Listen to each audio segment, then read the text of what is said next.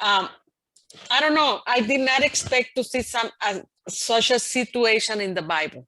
Yes, but the decision that Felix took is the one that had me like, wow, I can't believe, because at the beginning I understood him. He kind of didn't make a decision because to me he was afraid of being unjust. Yeah, but then he was afraid. He didn't know what to do with Paul.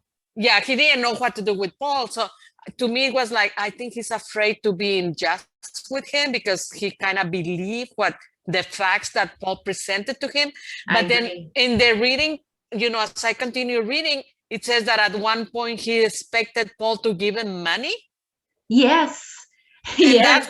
That's what got me out of track. And I said, what? Yeah. Money, why? Like, I guess back then it happened that the person with the power could accept money or could accept well, that's the way it's been since the beginning of civilization, is that people in places of power have that temptation. And unfortunately, the Roman government did collapse, and the reason it did is because it became so corrupt. And so that was just a way.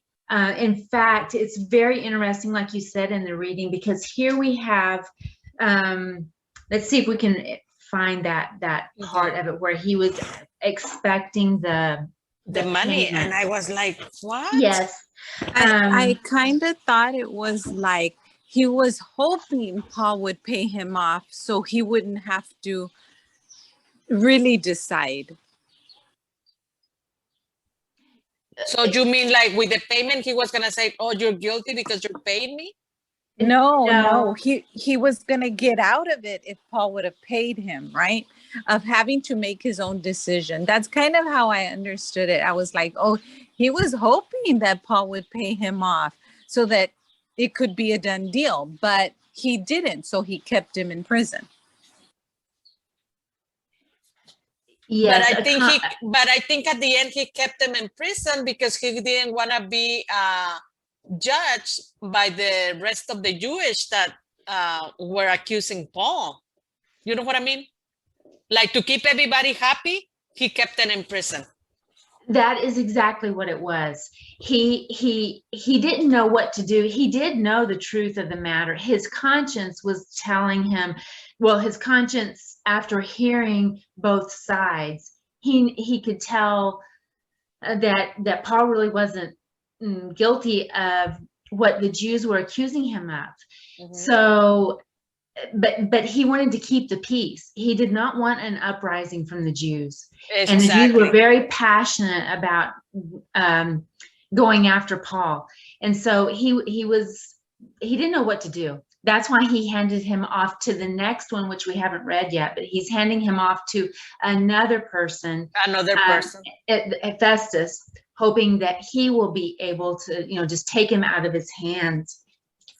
But what was surprising to me, I mean, I know that before they could do things because of money, like, but more to me, it was like they will do something unjust, or they will be unfair because of politics or because of morals or because of traditions, not so much for money. You know what I mean? Well, it actually was a prevalent thing, just like it's a prevalent thing now. Yeah, that's my point. Like, yes, since I grew up, I knew there's nothing new under the sun. It's always been like that. It's that way today. It used to be in this nation that it wasn't so much like that, but as time goes on, it appears to be that every government or every no matter what entity it is, that's always a temptation, and that's usually where it ends up before it crumbles and collapses, because a system cannot continue on that basis, like you said. Well, I don't know if I'm explaining it right. Like, during the week, we read also, like, there was other people against Paul because of money, but they were very clear on their intention. You know, they were very clear on their intention. It was about their business. Paul was discouraging people from making these figures, making from the idolatry that they had. So the owner of the business said, oh no, that's going to affect our business. If we allow Paul to continue saying these things, that's going to affect the money. Right. Mm-hmm. But that's business. That's clear business, like you said. It's not money for perverted judgment. Exactly. In a case. And so that's why I'm surprised with Felix, because I said at the beginning, I said, I understand he's not making a decision because he's afraid he's been unfair with Paul, because he actually can see the facts that Paul is presenting to him. But then when it says that he actually was expecting money, I was like, wow, I guess I was wrong. It gave us a little glimpse into that that Roman system, where that was apparently a practice that was somewhat common. You know, being paid for favor in decision making regarding matters like this. Yes. And I was not expecting that. I mean, I could say that in the past we had read where the wrong people or the bad people, you know, the ones that it's against Jesus, the people that it's against the word of the Lord, yes, of course, they're going to be guided by money, by politics, and but not someone in the power like this. I don't know. Yes. I don't know. It just surprised me. I don't know. I did not expect it. Right. I know when I read it too the first time, I was thinking the same thing, that it actually put that in print, that was a factor in dealing with Paul's situation. It was like, oh, wow. It just says it right out that was a factor, to the degree that he just kept him, since he didn't get payment. He just kept him for what is it, 2 years before handing him off to the next person to judge the case. Isn't that so sad? I'm like, oh. Yes, it really. Or I don't know. It just makes me sad, because at the beginning I thought he was not going to judge him, or he was not incarcerate him. He was not gonna put him in jail, because he actually believe on what he was saying.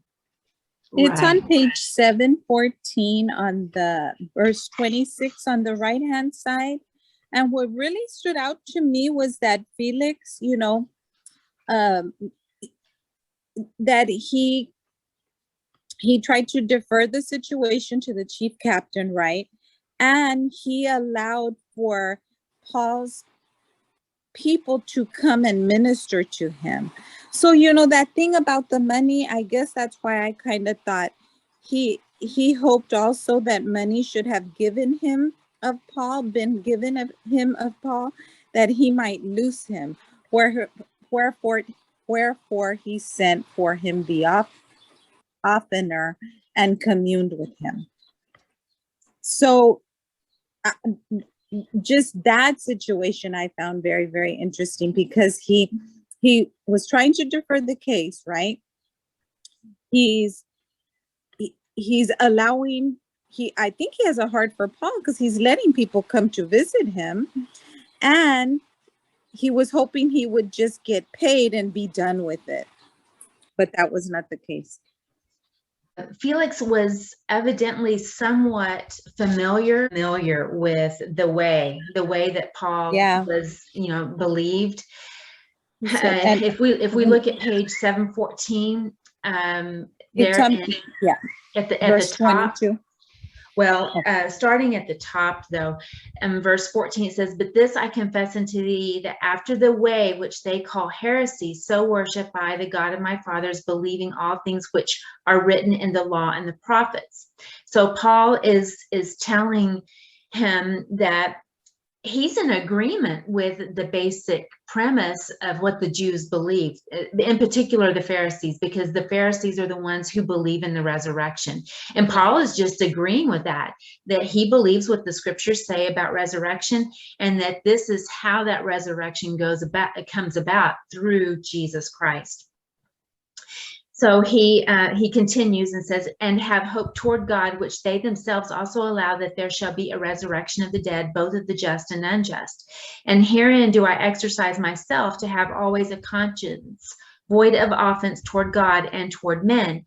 Now, after many years, I came to bring alms to my nation and offerings, whereupon certain Jews from Asia found me purified in the temple, neither with multitude nor with tumult. So he's saying that he comes back to the temple, and he comes back as a Jew, and he's not coming back to be in rebellion towards his brethren, but he comes in agreement with the scriptures regarding the resurrection.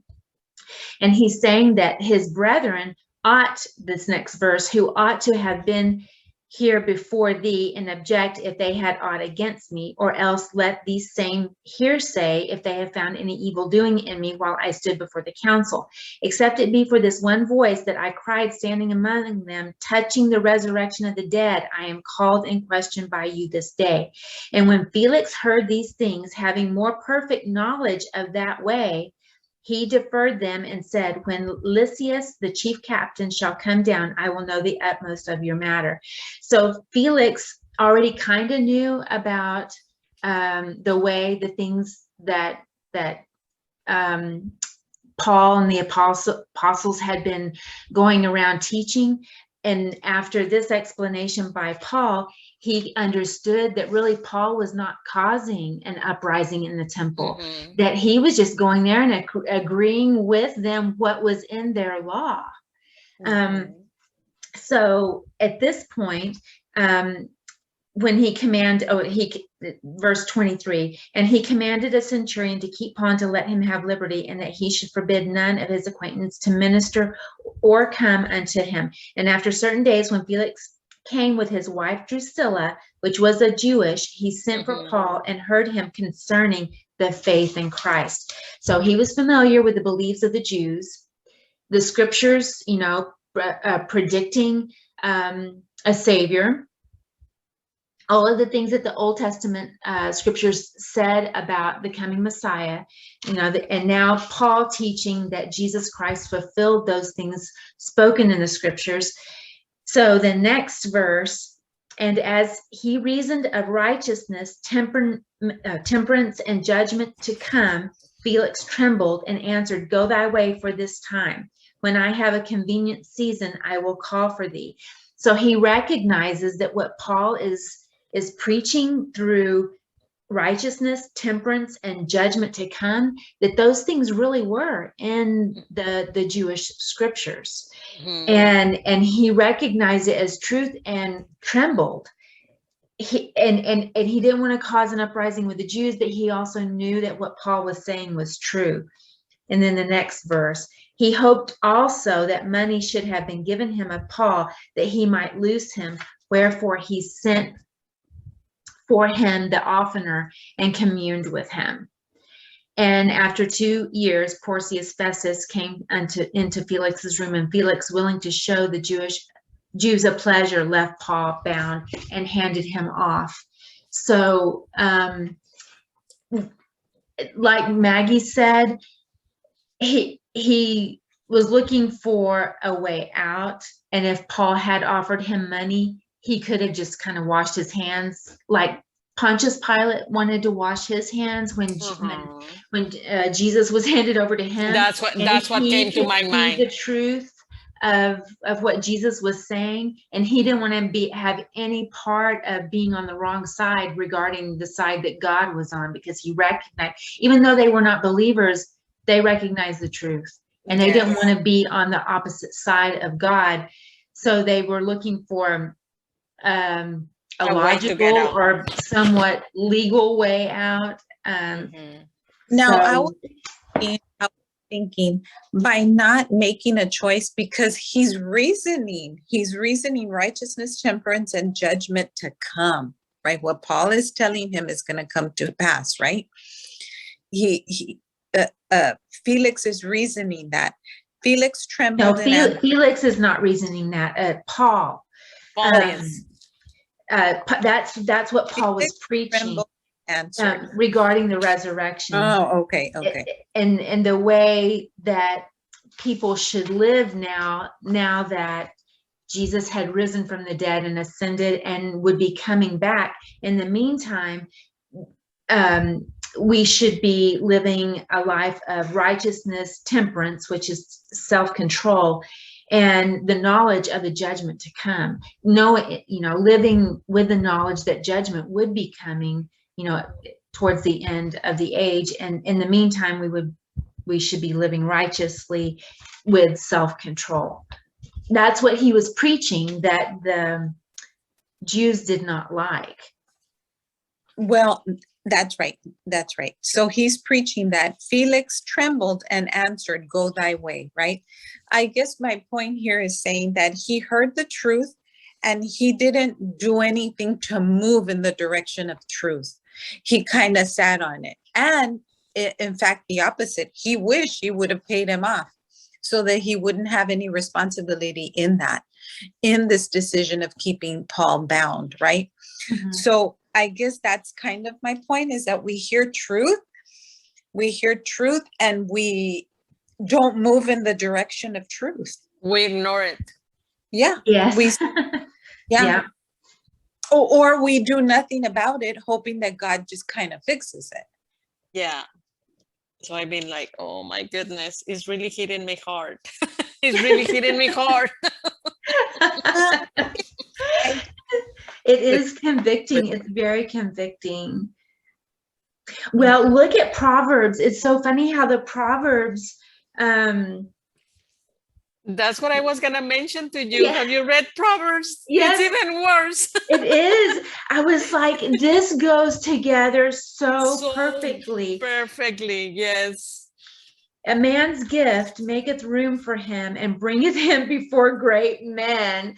That's exactly what Felix was hoping would happen. Yes. That Paul would give him a gift to make room for this great man to wash his hands. Yes. And he that is first in his own cause seemeth just, but his neighbor cometh and searcheth him. The lot causeth contentions to cease and parteth between the mighty. So that gift causes all kinds of trouble. All kinds of trouble, yes.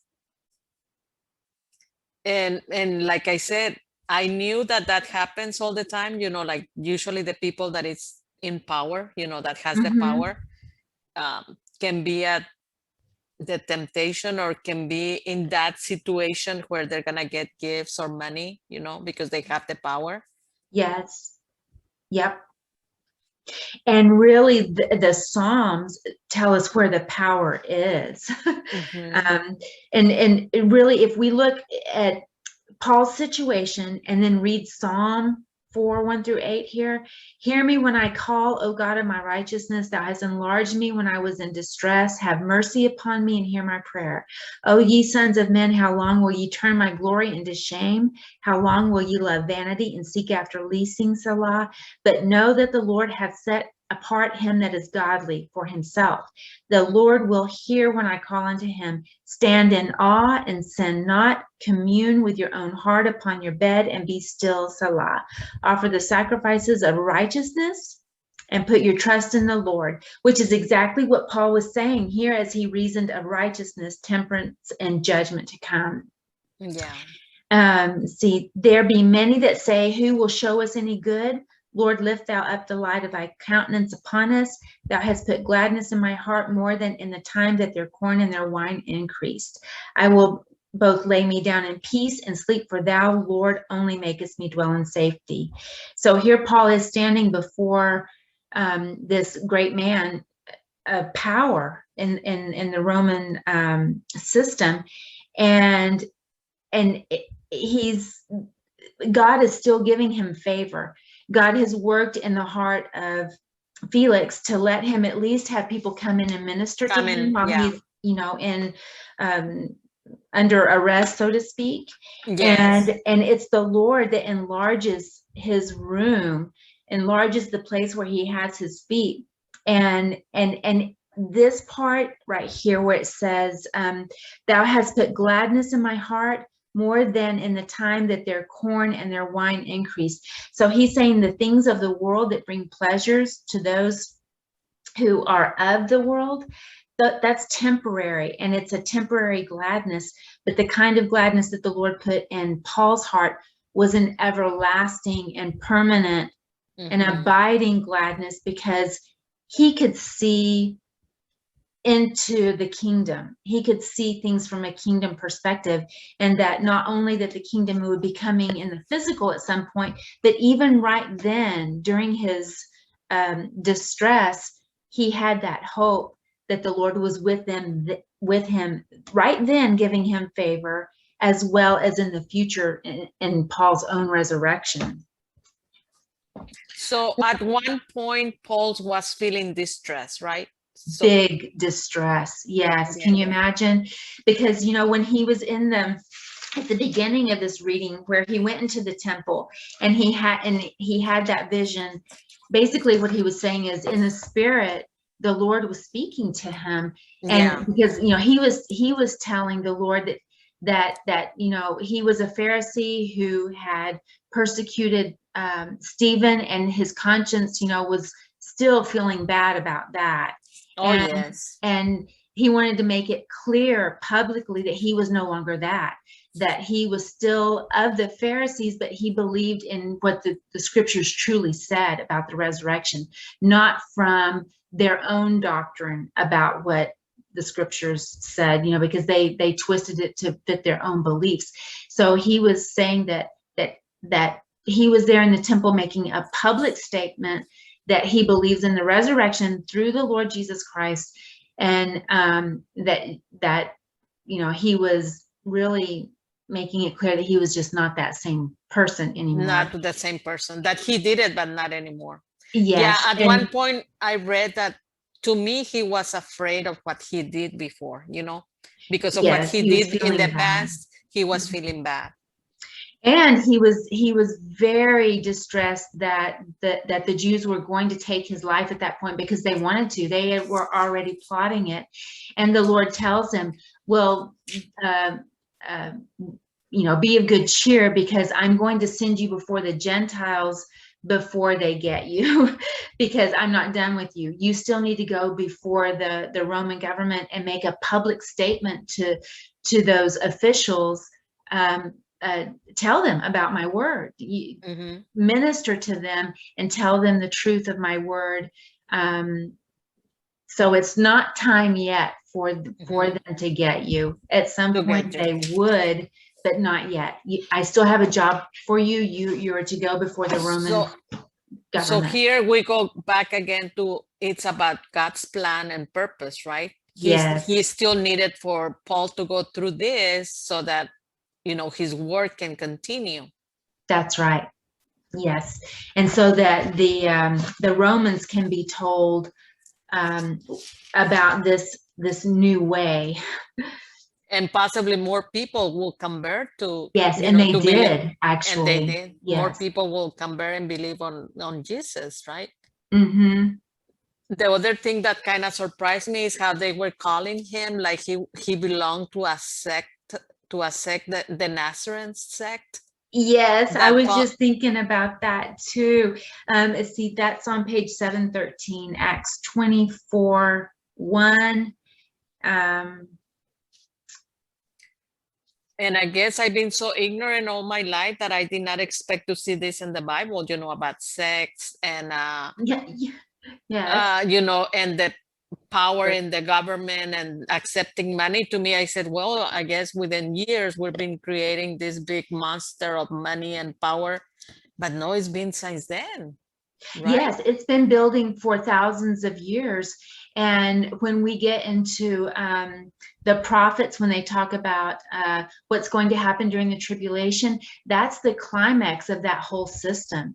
That Babylon, the mystery Babylon, that is finally built up to the point of complete corruption. It has to come down, and that's what that tribulation period is for, as well as cleansing and preparing Israel for their Messiah, it's also judgment on the world and that corrupt world system that has been building since the beginning of time. Yeah.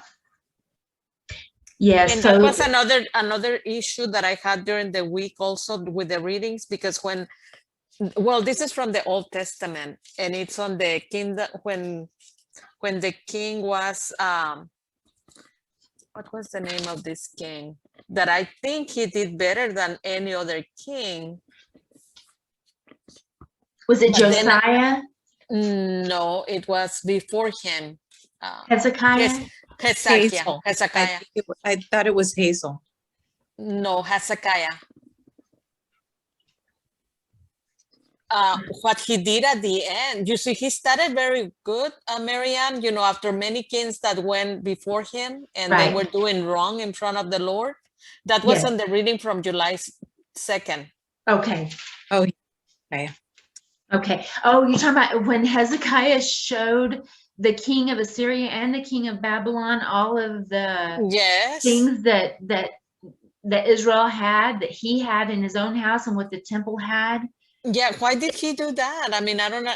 couldn't understand that. Well, it appears to be he was more afraid of them than he was, had of the Lord. Yes. Yes, I couldn't understand that part. I said, why did he do that? He was doing well, he was doing good in front of the Lord, and then at the end, he just. Although the Lord is still providing with 15 more years of life. 15 more years after he was sick.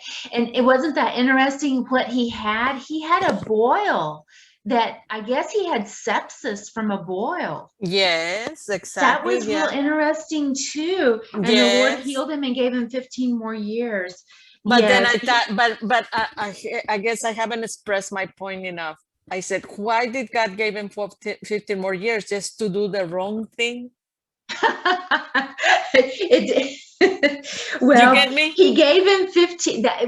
That's God's mercy and his grace in giving us free will, because he gave him 15 more years because Hezekiah humbled himself and truly tried to do, good. He tried to restore what he could within his ability there in Israel to make things right. And the Lord honored that, but he didn't take away his free will.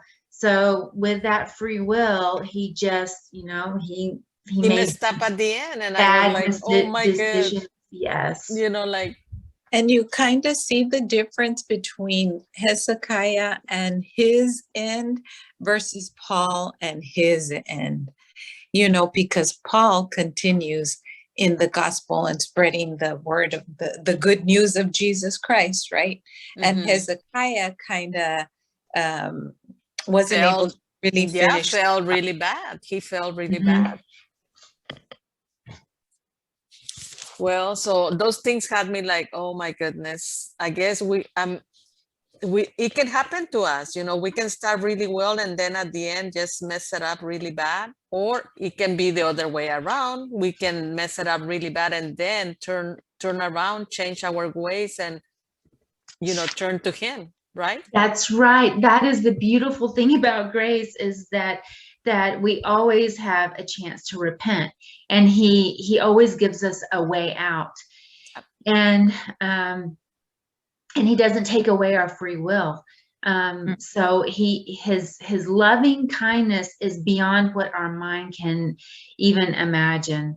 That we always have as Paul said, living righteously, making the choice to live righteously with self-control, with the constant knowledge that judgment is coming. I mean, that's just, and if we can keep that in mind, it helps us, live our lives the way we should as his followers, as his children. I think it's page 714, that Psalms there where he says, stand in awe and sin, commune with your own heart upon your bed and be still.